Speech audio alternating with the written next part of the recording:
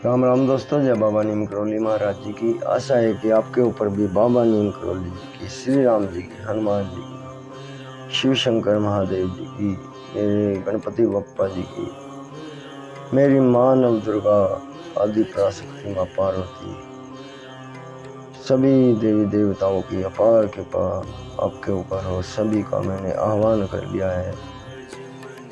इन्हीं की अपार कृपा, अपार आशीर्वाद,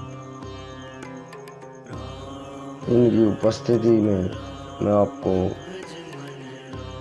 श्रीमद् वाल्मीकि रामायण अयोध्या कांड का 109वां सर्ग आज सुनाता हूँ। सभी के ऊपर दया दृष्टि बनाए रखें मेरे प्रभु श्री राम। जय श्री राम। दोस्तों, आज मैं आपको श्रीमद् वाल्मीकि रामायण अयोध्या कांड का 109वां सर्ग सुनाता हूँ। श्री राम के द्वारा जाबलिक के नास्तिक मत का खंडन करके आस्तिक मत का स्थापन किया। जाबलिका ने यह वचन सुनकर सत्य पराक्रमी श्री राम जी ने अपनी संशय रहित बुद्धि के द्वारा सुश्री सम्मत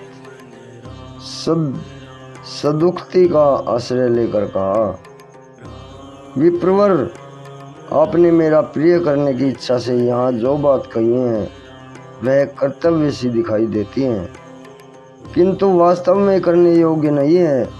वे पथ्य सी दिखने पर भी वास्तव में अपथ्य हैं।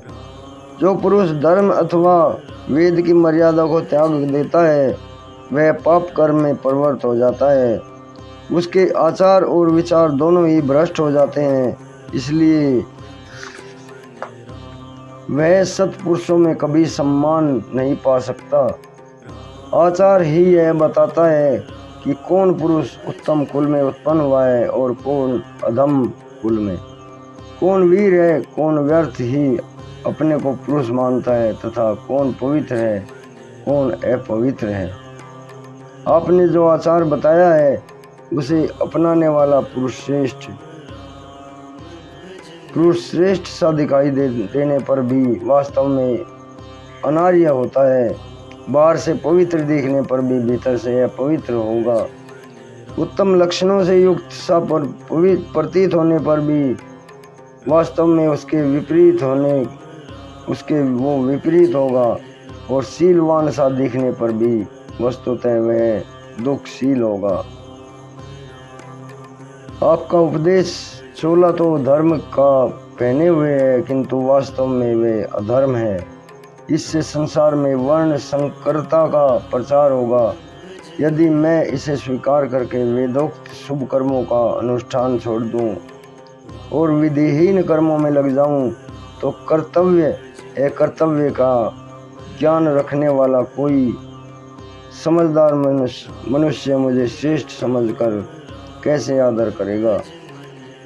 उस दशा में तो मैं जगत में दुराचारी तथा लोक को कलंकित करने वाला समझा जाऊंगा। जहाँ अपनी ही की हुई प्रतिज्ञा तोड़ दी जाती है, उस वृत्ति के अनुसार बर्ताव करने पर मैं किसी साधन से स्वर्ग लोक को प्राप्त करूंगा तथा अपने जिस आचार का उपदेश दिया है मैंने, वह किसका है जिसका मुझे अनुसरण करना होगा, क्योंकि आपके कथनानुसार मैं पिता आदि में किसी का कुछ भी नहीं हूँ। आपके बताए हुए मार्ग से चलने पर पहले तो मैं स्वेच्छाचारी हूँ, फिर यह सारा लोक स्वेच्छाचारी हो जाएगा। क्योंकि राजाओं के जैसे आचरण होते हैं, प्रजा भी वैसा ही आचरण करने लगती है। सत्य का पालन ही राजाओं का दया प्रधान धर्म है। सनातन आचार है, अतः राज्य सत्य स्वरूप है। सत्य में ही संपूर्ण लोक प्रतिष्ठित हैं। ऋषियों और देवताओं ने सदा सत्य का ही आदर किया है।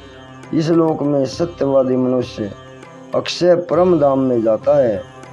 झूठ बोलने वाले मनुष्य से सब लोग उसी तरह डरते हैं। जैसे सांप से।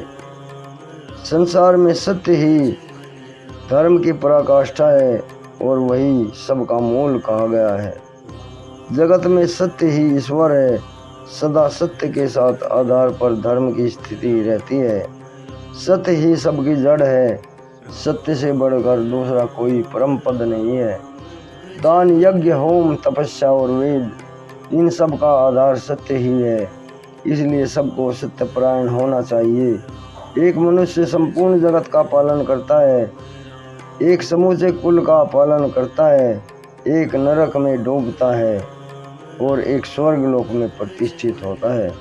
मैं सत्य प्रतिज्ञ हूँ और सत्य की शपथ खाकर पिता के सत्य का पालन स्वीकार कर चुका हूँ।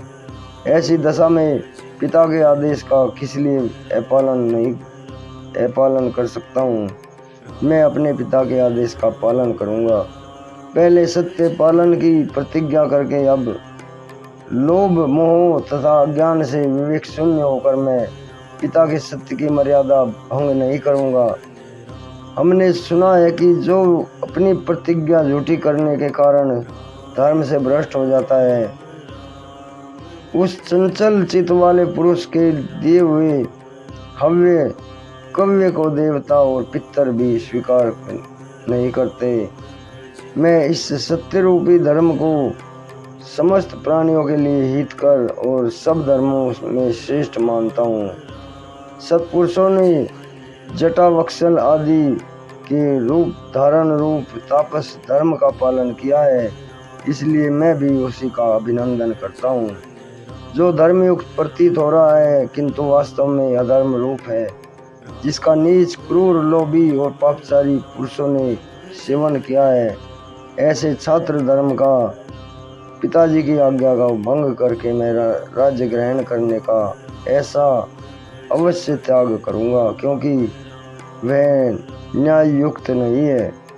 मनुष्य अपने शरीर से जो पाप करता है उसे पहले मन के द्वारा कर्तव्य रूप से निश्चित करता है, फिर जीवा की सहायता से उसका अनरत कर्म को वाणी द्वारा दूसरों से कहता है, तत्पश्चात औरों के सहयोग से उसे शरीर द्वारा संपन्न करता है। इसी तरह एक ही पातक कायिक, वाचिक और मानसिक भेदों से 3 प्रकार से होता है। पृथ्वी, कीर्ति और यश और लक्ष्मी, ये सब की सब सत्यवादी पुरुष को पाने की इच्छा रखते हैं और शिष्ट पुरुष सत्य का ही अनुसरण करते हैं। अतः मनुष्य को सदा सत्य का ही सेवन करना चाहिए। आपने उचित सिद्ध करके तर्कपूर्ण वचनों द्वारा मुझसे जो यह कहा है कि राज्य ग्रहण करने में ही कल्याण है, अतः इसे अवश्य स्वीकार करो। आपका यह आदेश श्रेष्ठ सा प्रतीत होने पर भी सज्जन पुरुषों द्वारा आचरण में लाने योग्य नहीं है, क्योंकि इसे स्वीकार करने से सत्य और न्याय का उल्लंघन होता है। मैं पिताजी के सामने इस तरह वन में रहने की प्रतिज्ञा कर चुका हूँ, अब उनकी आज्ञा का उल्लंघन करके मैं भरत की बात कैसे मान लूँ। गुरु के समीप की हुई मेरी वह प्रतिज्ञा अटल है, किसी तरह तोड़ी नहीं जा सकती। अब उस समय जबकि मैंने प्रतिज्ञा की थी, देवी के कई का हृदय हर्ष से खिल उठा था। मैं वन में ही रहकर बाहर भीतर से पवित्र होकर नियमित भोजन करूंगा और पवित्र फल फूल खाऊंगा। फल मूलों का और पुष्पों द्वारा देवताओं और पितरों को तृप्त करता रहूंगा। प्रतिज्ञा का पालन करूंगा।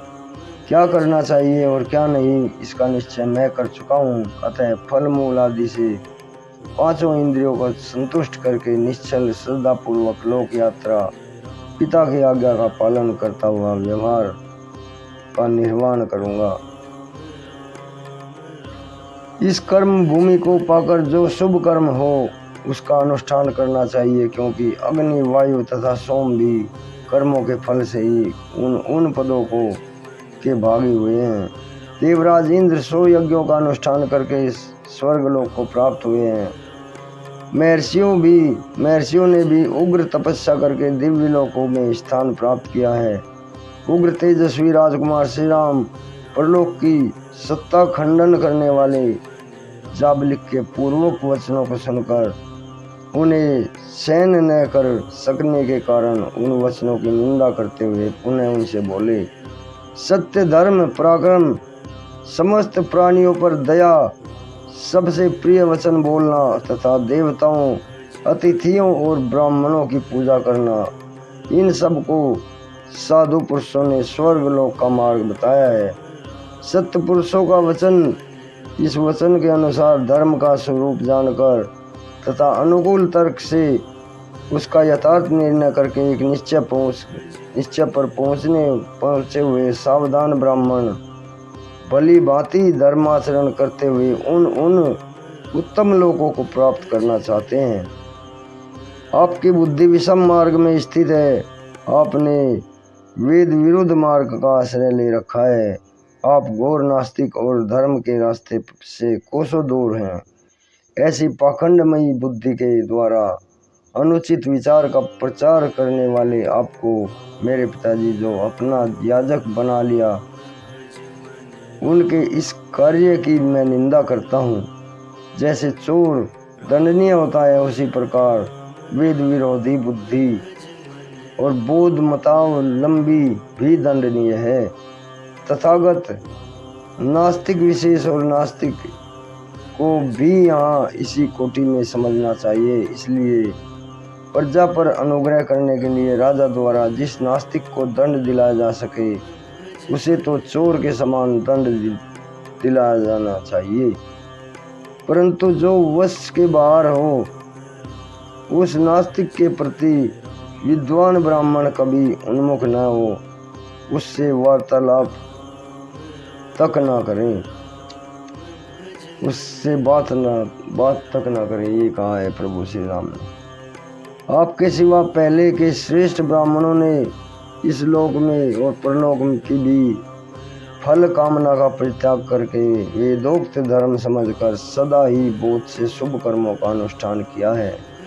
अतः जो भी ब्राह्मण है, वेदों को ही प्रमाण मानकर स्वास्थ्य, अहिंसा और सत्य आदि, तपदान और परोपकार आदि, होती यज्ञ आदि कर्मों का संपादन करते हैं।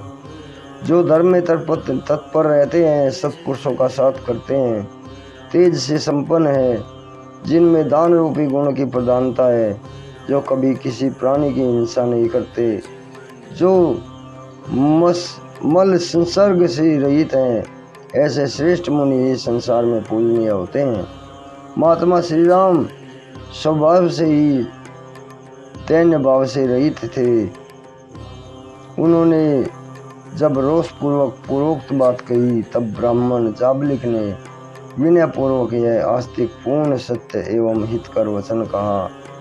रघुनंदन, न तो मैं नास्तिक हूँ, न ही मैं नास्तिकों की बात ही करता हूँ। परलोक आदि कुछ भी नहीं है, ऐसा मेरा मत नहीं है। मैं अवसर देखकर फिर आस्तिक हो गया और लौकिक व्यवहार के समय आवश्यकता होने पर पुनः नास्तिक हो सकता हूँ। नास्तिकों की सी बातें कर सकता हूँ। इस समय ऐसा अवसर आ गया है जिससे मैंने धीरे धीरे नास्तिकों की सी बातें कह डाली। श्री राम, मैंने जो यह बात कही, इसमें मेरा उद्देश्य यही था कि किसी तरह आपको राजी करके अयोध्या लौटाने के लिए तैयार कर लूं।